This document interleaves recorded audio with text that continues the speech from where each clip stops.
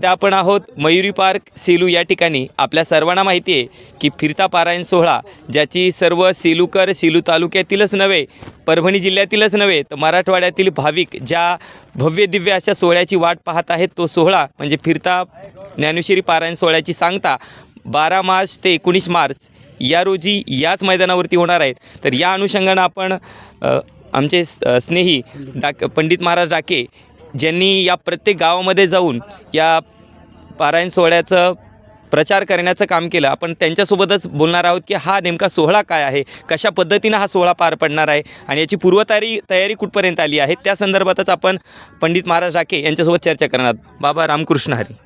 रामकृष्ण हरी. आता हा सोहळा काय आहे एकंदरीत तो एकदा आम्हाला कळू द्या सगळ्या लोकांना. हा फिरता ज्ञानेश्वरी पारायण सोहळा असं याचं नामकरण आहे, याचं नाव आहे. फिरता म्हणजे काय, तर एका गावावरून दुसऱ्या गावावर जाणं, तिथं ज्ञानेश्वरीचं पारायण करणं आणि तिथं सप्ताह करणं. ते सप्ताह असा करायचं की ज्याच्यामध्ये कोणाचे पैसे घ्यायचे नाही, म्हणजे कीर्तनकाराला नाही, काही नाही, अशा एकदम कॅशलेस तत्वावरती म्हणजे पैसामुक्त तत्वावरती हा कार्यक्रम चालत राहतो. अशी उणीपुरी 200 गावं झालेली आहेत. या सेलू तालुक्यातील जवळपास 84 गावं या ठिकाणी झालेली आहेत, अजून काही होतील.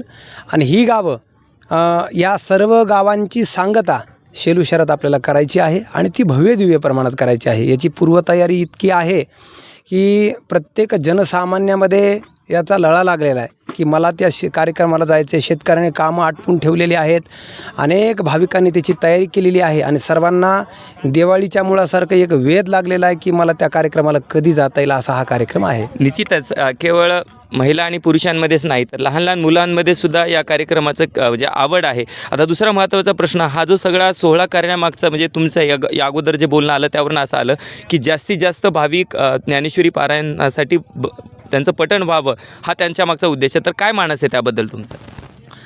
आज हल्ली ज्ञानेश्वरी पारायण जे आहे त्याच्याकडे लोकांचं सप्ते मोठाले होतात, परंतु त्या मंडपामध्ये आमचे जसं की म्हटलं जातं मोठा मांडव आणि 5च पांडव, तर ते 5, 7, उणे 10, 20 अशी संख्या असते. तर या म्हणजे कमी झालेल्या उदासीनतेला एक पर्याय म्हणून आपण जास्तीत जास्त संख्येने मोठ्या भव्य दिव्य पारायणाचं एक आयोजन करावं.